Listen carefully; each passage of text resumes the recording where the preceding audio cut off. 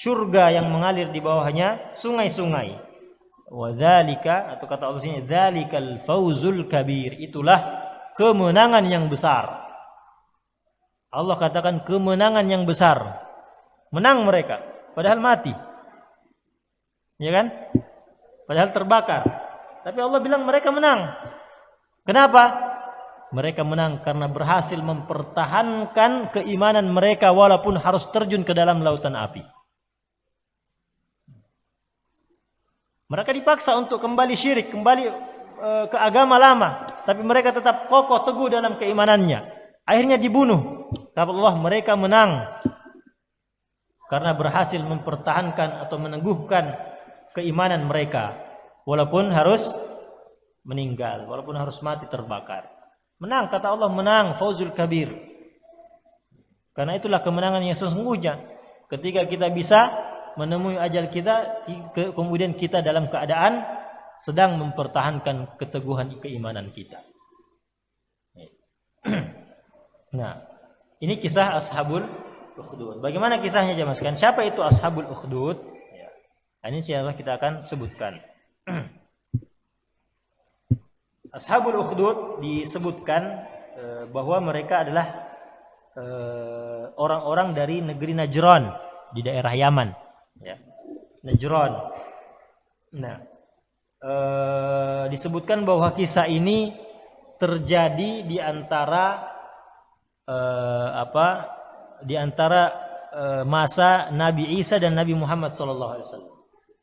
Jadi Nabi Isa alaihissalam, kemudian Nabi Muhammad SAW.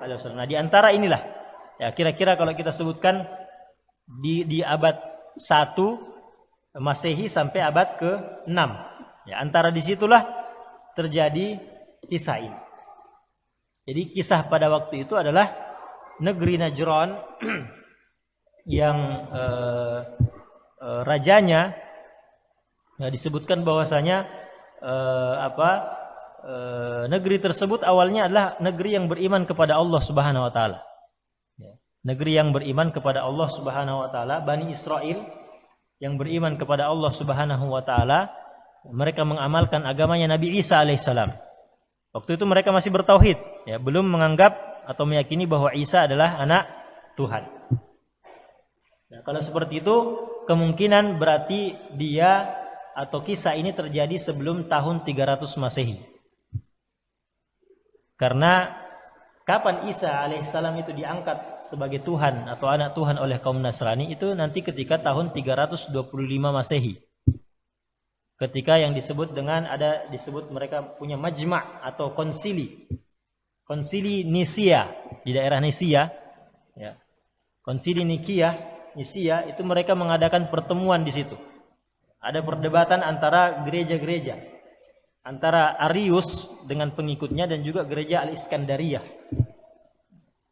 Arius ini masih meyakini bahwa Isa adalah nabi, manusia biasa. Adapun Al-Iskandariyah ini mereka meyakini bahwa Isa adalah Tuhan. Mereka mau mengangkat Isa sebagai Tuhan. Akhirnya dipilihlah jalan voting. Ya. Kira-kira seperti itu. Mereka voting, ternyata yang memilih bahwa Isa adalah Tuhan itu lebih banyak. Akhirnya sejak itulah diangkat Isa menjadi Tuhan. Sebelum itu tidak ada seperti itu. Artinya ketika ada daerah seperti itu masih meyakini bahwa Isa adalah Tuhan, kemungkinan berarti terjadi di antara tahun itu. Karena memang jamaah sekalian, ketika Nabi Isa alaihissalam itu diangkat oleh Allah Subhanahu wa taala, ya, para hawariyun itu siapa? Sahabat-sahabat atau murid-murid dari Nabi Isa alaihissalam. Mereka bertebaran ke berbagai penjuru untuk mendakwakan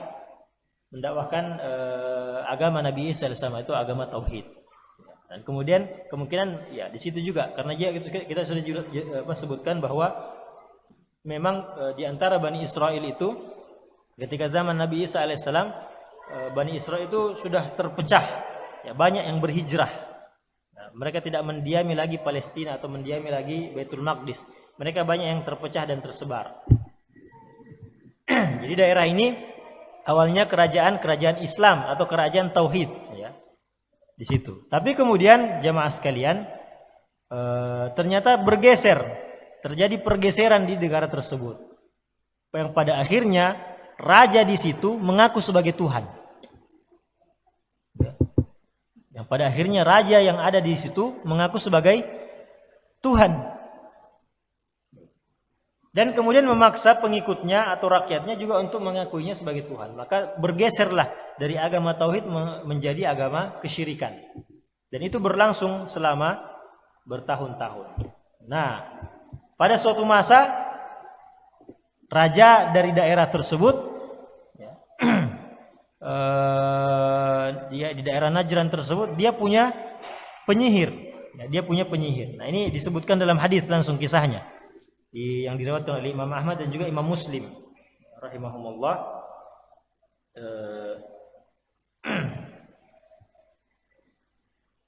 Nah, di sini kata beliau, kata Rasulullah sallallahu alaihi wasallam, kana malikun fi Yamanin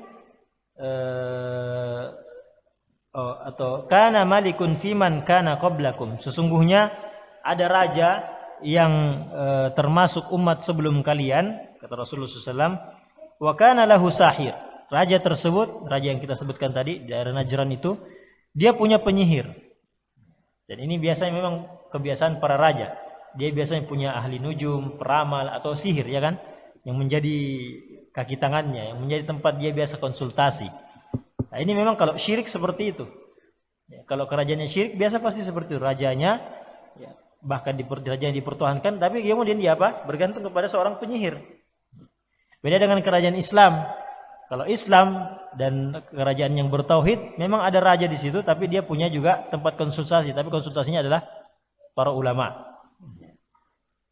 Nah, dia kana lahu sahir, dia punya penyihir. Ya. Tapi apa? Falamma kabura sahiru qala lil malik. Tapi ketika penyihir ini sudah beranjak tua, sudah sepuh, ya. Dia pun mengatakan kepada raja, inni qad kaburtu sinni au kaburat sinni wa hadara ajali. Sesungguhnya telah tua menua diriku ini dan juga akan segera tiba ajalku. Fadfa ilayya gulaman liu'allimahu sihir. Maka coba carikan aku anak yang cerdas untuk saya ajari dia sihir. Ya, dia cari penerus ternyata. Maka kemudian seorang anak laki-laki pun ditunjuk, diambil oleh raja dan dijadikan apa? Murid dari penyihir tersebut. Nah, maka penyihir ini pun mulai mengajari si anak ini sihir. Kemudian kata Rasulullah, wa kana baina sahir wa bainal malik rahibun. Nah, ternyata di antara penyihir dan di antara raja itu, atau di dalam perjalanannya, jadi ketika ini anak ini kalau mau pergi belajar lagi sihir ke penyihir tersebut, dia melalui sebuah tempat beribadah, ya. Tempat ibadah di situ.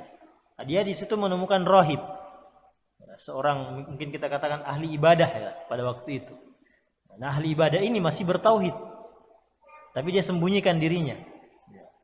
Nah, dia selalu lewati itu. Nah, maka setiap selalu pulang pergi, dia pergi ke penyihir, dia selalu singgah di situ, singgah di tempat rahib itu. Ini katakan fasami amin kalamihi, dia selalu mendengarkan dakwahnya, kata-katanya pendeta tersebut atau ahli ibadah tersebut sebelum dia pergi ke penyihir. Kalau mau pulang lagi ke rumahnya, dia singgah lagi di situ, sebelum pulang ke rumah. Jadi dia senantiasa mendengarkan dakwah tauhidnya dari rahib ini, walaupun sambil belajar sihir juga, sambil belajar sihir. Nah, kata Rasul sini fa'ajabahu nahwuhu wa kalamuhu. Maka anak ini sebenarnya kagum terhadap argumentasi yang diberikan oleh rahib ini tentang dakwah tauhid, tentang Allah Subhanahu wa taala. Wa kana idza ata sahir darabahu. Tapi karena dia selalu terlambat, karena singgah dulu, dia terlambat datang ke penyihir. Dia pun dipukul oleh penyihir tersebut. Begitu juga ketika dia pulang, karena singgah dulu, terlambat sampai di rumahnya, dia dipukul juga sama keluarganya. Maka kata rahib tersebut, Kata rahib terhadap anak tersebut, anak ini mengeluhkan, saya selalu dipukul. Kalau ke penyihir terlambat dipukul, pulang terlambat dipukul juga. Ya, maka kata rahib tersebut, wa idza idza arada sahiru an yadribuka faqul habasani ahli wa idza arada ahluka an yadribuka faqul habasani as-sahir. Kata si rahib ini mengatakan kepada anak tersebut, kalau nanti kamu pulang terlambat ke keluargamu, ke rumahmu, maka bilang, kalau mereka sudah mau pukul kamu, bilang bahwa saya ditahan sama penyihir. Maksudnya mungkin pelajarannya lebih banyak. Pelajaran sihirnya diperpanjang. Tapi kalau kamu terlambat, kemudian mau dipukul oleh penyihir tersebut, bilang bahwa saya ditahan sama keluarga saya. Saya mungkin disuruh bantu kerja dulu sebelum pergi, makanya terlambat. Nah, maka berjalanlah waktu, dia selalu belajar kepada rahib tersebut, belajar dakwah tauhid tersebut. Nah, maka pada suatu hari di suatu jalan di kota tersebut, jalannya mungkin agak sempit, ada unta besar memblokir jalanan. Ya. Ada unta besar memblokir jalanan.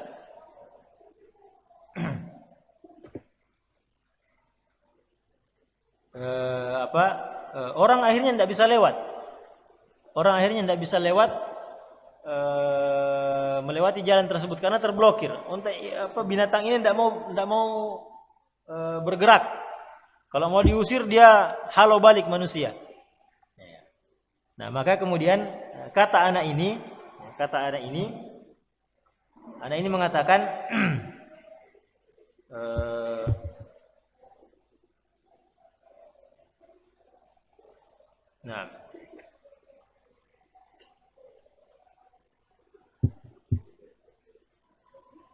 dia mengatakan, anak ini mengatakan, al-yaum a'lamu amrur rahib ahabbu ila Allahi am amrus sahir. Pada hari ini, dia mengatakan, anak itu, pada hari ini saya akan tahu apakah dakwah tauhidnya si ahli ibadah ini lebih dicintai oleh Allah ataukah si penyihir itu. Maka fa akhadha hajaran faqal, maka dia pun kemudian mengambil batu di tangannya, kemudian dia mengatakan, Allahumma in kana amrul rahibi ahabba ilaika wa arda min amri sahir faqtul hadhihi dabbah hatta yajuzan nas. Dia mengatakan, ya Allah, seandainya dakwahnya rahib ini lebih engkau cintai dan engkau lebih ridhoi daripada penyihir itu, maka bunuhlah binatang ini. Maksudnya ketika saya lempar, bunuhlah binatang tersebut supaya manusia bisa lewat. Maka dilemparlah batu tersebut, kena binatang itu mati. Maka akhirnya apa? Wa madhan nas,